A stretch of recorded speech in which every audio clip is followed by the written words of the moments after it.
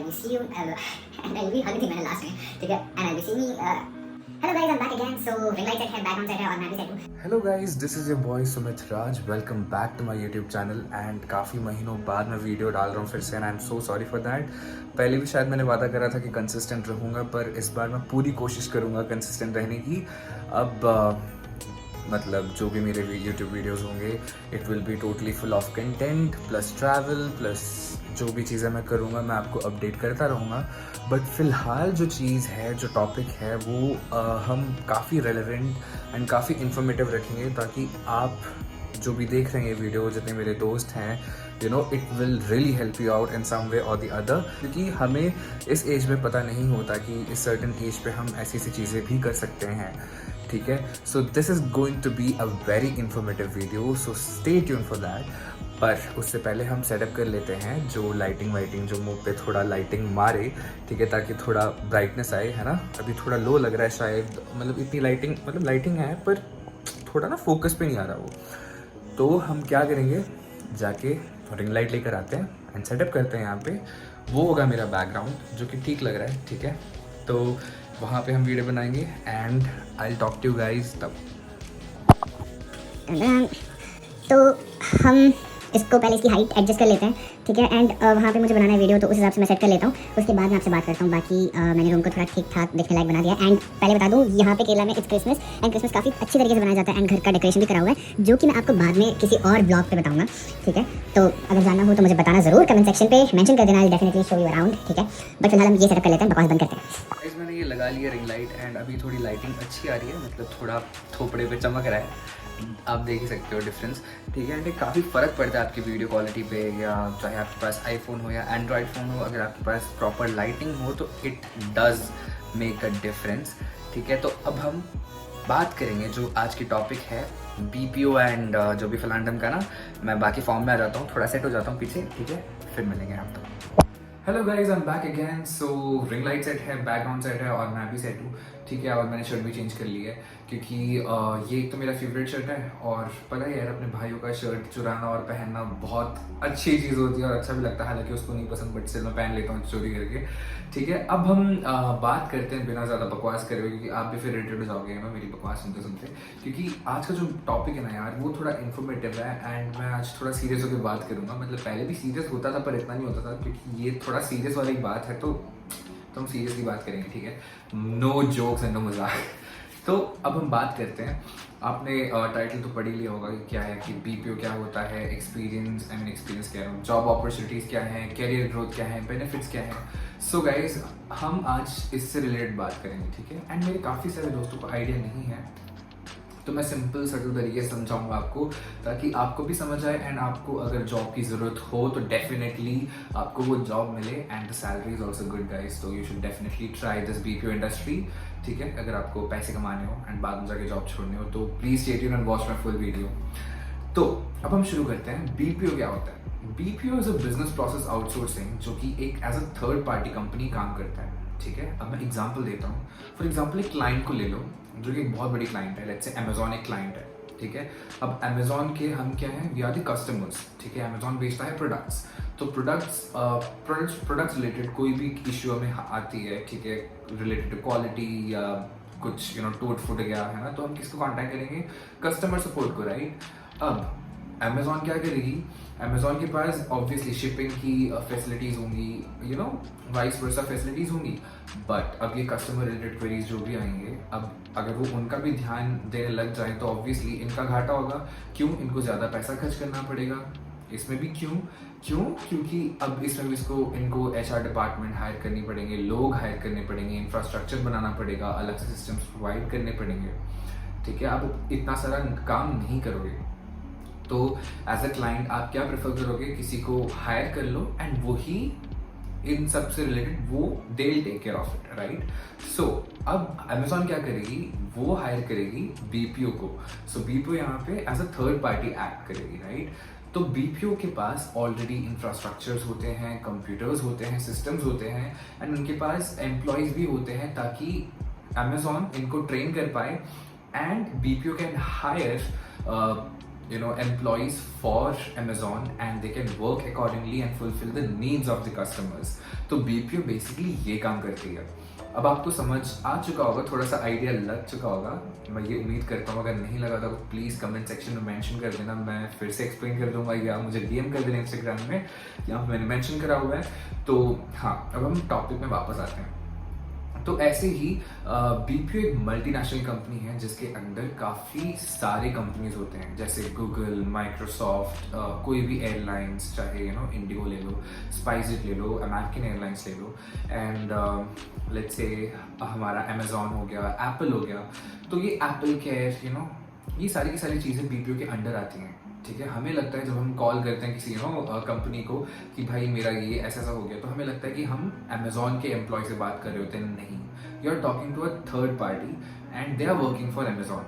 ठीक है, तो ये है एक्चुअल फैक्ट, राइट. अब आपको थोड़ा सा आइडिया मिल गया होगा. सो गाइस, BPO बहुत अच्छे से जाना जाता है as a call centre, but call centre उसको नहीं कह सकते क्योंकि it's a part of a BPO दूसरी चीज़ों को भी हैंडल करती हैं, जैसे technical support, digital marketing, analytics, data entry, ये सारी चीज़ें भी हैंडल करती हैं हमारी BPO. ठीक है, and customer relation is a part, and customer relation में भी वॉइस होता है, चैट प्रोसेस होता है, वॉइस प्लस चैट प्रोसेस होती हैं, ईमेल होती हैं, इट्स अ वास्ट. ठीक है, and it goes on. And ये क्या होता है कि प्रोसेस के ऊपर डिपेंड करता है कि उनको क्या रिक्वायरमेंट है, एंड उनके अकॉर्डिंग BPO वो सर्विस प्रोवाइड करती हैं. एंड प्रोसेस मतलब the clients, basically Amazon, Apple, Instacart, GoDaddy, United Airlines. So these are the clients, and इन सबको हम इन टेक्निकल टर्म BPO में हम प्रोसेस बोलते हैं. ठीक है, फॉर एग्जाम्पल जिस प्रोसेस के लिए मैं काम करता था, इट वॉज टोटली डिफरेंट. तो उसका पर्सपेक्टिव, पैरामीटर्स एंड हायर करने का तरीका काफ़ी अलग था. And if you are getting hired for let's say Apple care, ठीक है, देन उसका भी हायर करने का तरीका काफ़ी अलग होगा. You will be judged on different parameters. ठीक है, ताकि क्लाइंट की रिक्वायरमेंट के अकॉर्डिंग आप मीट कर पाओ and customer support and customer के नीड्स को आप पूरे कर पाओ. ठीक है, क्योंकि यहाँ पे BPO इंडस्ट्री में जो सबसे ज़्यादा प्रिविलेज दिया जाता है is the customer value and customer satisfaction, जो कि बहुत इंपॉर्टेंट होती है in customer relation and in BPO industry. क्योंकि अगर हम कस्टमर हैं तो ही ये BPO इंडस्ट्री है, अगर BPO इंडस्ट्री है तो ही ये क्लाइंट्स हैं, तो ही इनका काम होता है. So it's all connected. ठीक है, तो ये बहुत बड़ी चीज़ है इनके लिए. तो हर एक एम्प्लॉय जो ये BPO हायर करती हैं, I mean we are the big asset for them. ठीक है, वो लाखों रुपए खर्च करते हैं एंड तब जाके हम एक प्रोडक्टिव चीज़ बनते हैं उनके फ्लोर पे, एंड हम उनके लिए काम करते हैं, राइट. तो you should be proud if you are getting selected, and और जो भी वीडियो देख रहे हैं, those who are already working in a BPO, so you should be proud of that. So guys, अब हम बात करेंगे अपॉर्चुनिटीज़. तो BPOs में जैसे ही आपने ज्वाइन कर ली and right after 9 months you are eligible to apply for IGPs. तो IGPs क्या होती हैं? Basically these are promotions. अब प्रमोशन में फॉर एग्जांपल आपने अप्लाई कर दी, you can apply for TL is team leader, trainer जो ट्रेन करे जो भी जितने भी न्यू एम्प्लॉयज़ आते हैं, एंड क्वालिटी एनालिस्ट जो क्वालिटी को हैंडल करते हैं, राइट, ताकि एक आप प्रॉपर चीज़ प्रोवाइड कर पाओ क्लाइंट के रिक्वायरमेंट के अकॉर्डिंग. ठीक है, तो you will be responsible for these things. And अगर आप अपने डाटा, पास्ट डाटाज जो भी अगर आप मेंटेन करते हो and parameters and metrics follow करते हो एंड डाटा आपकी ग्रीन है, तो definitely you can apply for these IGPs and get promoted. And आपके शोल्डर्स में और रिस्पॉन्सिबिलिटीज बढ़ जाएगी कि आपके अंदर में और भी लोग होंगे जो काम कर रहे होंगे, and you will be answerable for each and every action of your teammates, because obviously you'll be leading them, right, as a leader, and teamwork matter करता है यहाँ पे. तो अब ये हमने बात कर ली. अब हम बात करते हैं बेनिफिट्स की. गाइस, बेनिफिट जो मैं पहला बोलूँगा, ठीक है, इसमें दो होते हैं. एक इंटरनेशनल BPO होता है, एक डोमेस्टिक BPO होता है. अगर हम टेक्निकल टर्म्स में जाए तो वो काफ़ी अलग है, उसकी हमें ज़रूरत नहीं है.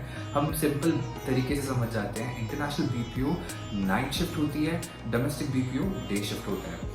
डोमेस्टिक BPOs में क्या होता है कि जितने भी डोमेस्टिक कंपनीज होते हैं, जैसे फ्लिपकार्ट, स्नैपडील, टाटा स्काई, ठीक है, जितने भी ऐसे इंटरनेशनल कंपनीज होते हैं, तो वो डोमेस्टिक इसमें आते हैं, राइट. तो ऑब्वियसली उसमें हम इंडियंस होंगे ऐसे कस्टमर, तो आपको हिंदी में बात करना पड़ेगा, या जिस स्टेट पे आप हो तो उस स्टेट की लैंग्वेज आना ज़रूरी है, या बेनिफिट हो सकता है.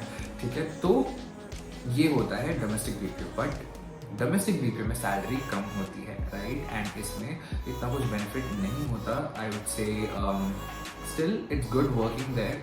जिनको भी लगता है कि उनकी इंग्लिश कम्युनिकेशन स्किल्स में थोड़ा सा कॉन्फिडेंस लो है, या they are still struggling with their English skills, then definitely they should try for domestic BPO first and then they can switch their career to international BPO. अब हम बात करते हैं इंटरनेशनल BPO का benefit क्या क्या है। So the first benefit is कि आपको नाइट एलिवेंस मिलता है। Since you are working in night, जब सारी जनता या सारी दुनिया सो रही होती है, यू आर वर्किंग, ठीक है, तो आपको नाइट एलिवेंस मिलता है। किसी किसी कंपनीज में दूसरे एलिवेंस भी मिलते हैं, जैसे फ्री का खाना, वन टाइम फ्री मील, और फ्री कैब फैसिलिटी भी मिलती है। फॉर गर्ल्स तो इट्स फ्री, बट लड़कों के लिए थोड़ा सा चार्जेबल हो जाता है, वो depends on the company you are working for, ठीक है। बट पिक एंड ड्रॉप दोनों के लिए होती है, बट कुछ कुछ रेयर BPOs होते हैं जो लड़कों के लिए पिक एंड ड्रॉप फैसिलिटी नहीं प्रोवाइड करते। I don't know the reason, may be उनका खुद का रीज़न होता होगा। एंड जिस कंपनी में मैंने 1 साल काम करा था, उन्होंने भी हमें नहीं दिया था लड़कों के लिए, और बहुत दिक्कत होती थी हमें उस टाइम पे।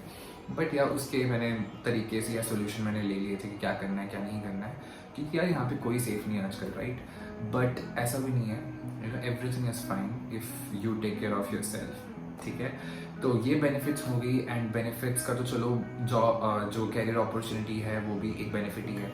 दूसरा, हेल्थ इंश्योरेंस भी आता है, सिक लीव आती हैं, plan leaves and casual leaves, ठीक है। एंड प्लान लीव अगर आप नहीं लेते हो, आप उसको कैश आउट कर सकते हो, ठीक है, वो कभी वेस्ट नहीं जाता, या वो प्लान लीव नेक्स्ट ईयर के लीव्स के साथ ऐड ऑन हो जाएगा, ठीक है। तो इट्स टोटली योर चॉइस। तो ये पर्क्स एंड बेनिफिट्स ये डिपेंड करता है कंपनी टू कंपनी, तो इन जनरल ये ऐसे होता है।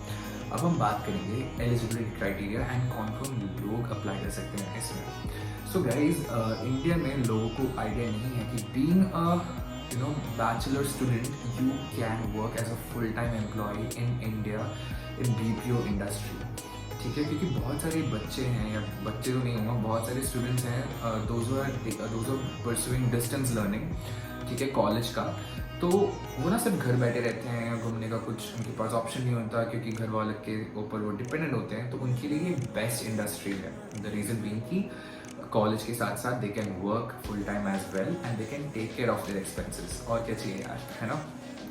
तो ये एक दूसरा बेनिफिट मैं कहूँगा। तो जो बेसिक क्वालिफिकेशन है, इट्स 10+2, ठीक है। If you 10+2 you can apply in BPO industry in any process.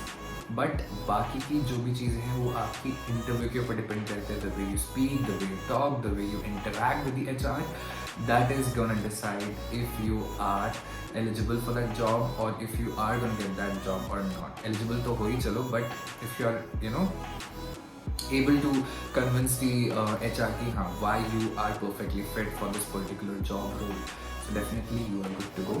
अब इसके बाद बहुत सारे मेरे दोस्त होंगे या व्यूअर्स होंगे जिनको ये भी सवाल आता होगा कि अगर मैंने इंजीनियरिंग करी हुई है या BTech करा हुआ है, या if my stream is totally different than BPO industry, ठीक है, तो am I eligible? Yes, you guys are also eligible, ठीक है।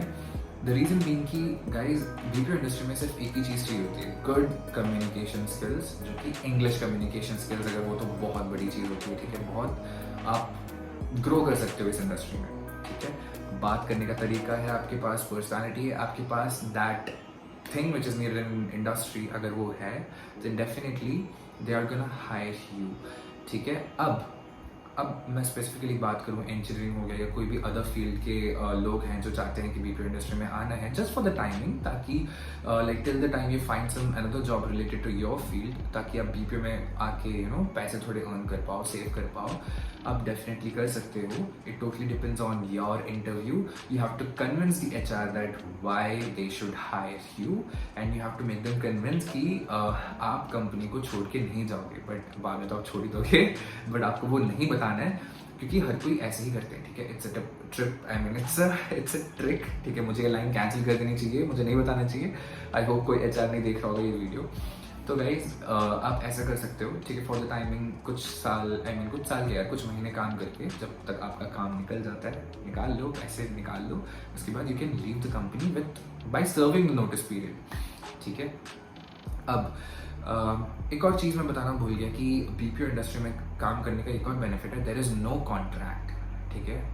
कॉन्ट्रैक्ट साइन नहीं होते यहाँ पे, जैसे कुछ कंपनीज होती हैं जहाँ पे आपको 1 साल सर्व करना पड़ता है या 5 years सर्व करना पड़ता है, एंड बीपीओ इंडस्ट्री में ऐसा नहीं होता है, ठीक है, which is a really good thing, क्योंकि ये उन लोगों के लिए अच्छा होता है those who are doing nothing and उनको they just need a job for the timing and money, उनके लिए बहुत सही ऑप्शन है, राइट। 2 महीने काम कर लो, 3 महीने काम कर लो, 4 महीने काम कर लो, you can quit the job and move on to your original career in which you want to succeed, ठीक है। तो ये सारी की सारी बेनिफिट्स हैं। एंड अब हम बात करते हैं सैलरी के बारे में भी।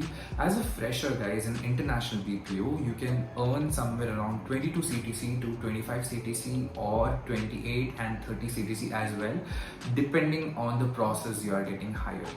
जैसे फॉर एग्जाम्पल अमेजोन की जो फ्रेशर की जो सैलरी होती है वो ज़्यादा होता है, ठीक है, if I compare with this Instacart, ठीक है। इंस्टाकार्ट एक यूएस की कंपनी है बेसिकली। तो इंस्टाकार्ट अपने फ्रेशर को लेट्स से 22 CTC दे रही है, then Amazon will pay you 28 या 30 CTC, एंड ये डिपेंड करता है कि आप कौन से प्रोसेस में काम कर रहे हो, ठीक है। इंटरनेशनल बीपीओ में ये बहुत डिफरेंट पड़ जाता है प्रोसेस टू प्रोसेस। सो मैं इसलिए कह रहा हूँ कि आपके स्किल सेट के अकॉर्डिंग आपको वो प्रोसेस में हायर करेंगे। If you deserve more the salary you will be getting, ठीक है। तो ये एक फ़ायदा है बीपीओ इंडस्ट्री में काम करने का।